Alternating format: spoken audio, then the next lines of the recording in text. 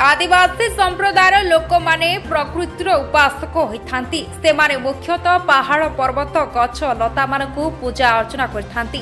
आदिवासी मानक मध्य सांताली संप्रदायर चाली चलन पूरा न्यारा। सेमाने निज चाली चलन परंपरा को न भूली पूर्व पुरुषों नीति आदर्श को प्राधान्य देथांती एवं प्रकृतिर माँ माराम बुरु जहारयंक भक्ति पूर्वक पूजा करथांती। भारतर अन्य संप्रदायर लोकमानंक पई प्रेरणार सदृश एही संप्रदायर लोक माने अन्य संप्रदाय लोकमानंक भली अनेक पर्व पर्वाणी पालन करथांती।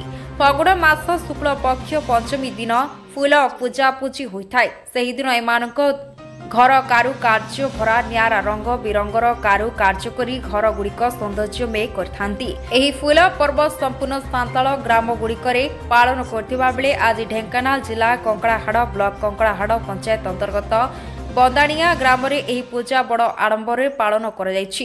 एही पर्व प्रतिवर्ष पालन हो जायछि। सकाळ समय एमानकर रीतिनीति अनुଯାयी पारंपरिक नृत्य करी ग्राम देवती माँ माराम मुरु झारईंकु पूजा अर्चना करथिले।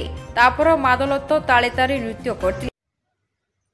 हाँ मो ना होछि शिव हासदा ग्राम बंदाणिया आउ पोस्ट कंकड़ाहाड़ आउ थाना कंकड़ाहाड़ आमर जो फूल पूजा हुए वर्ष थरे हुए आमर फगुण मास जो जिते बड़े नुआ फूल फल हुए गचर नुआ नुआ फूल आसे आउ गछ पत्र जिते नुआ नुआ देखा जाए आउ एई समय आमर गाँव गोटे थाए जे समस्तंकर नुआ नुआ को पूजा कला पर ही नुआ जिनस को व्यवहार करेंगे। तेणु प्रति वर्ष ये नुआ को आम फूल पूजा विषय कहू था।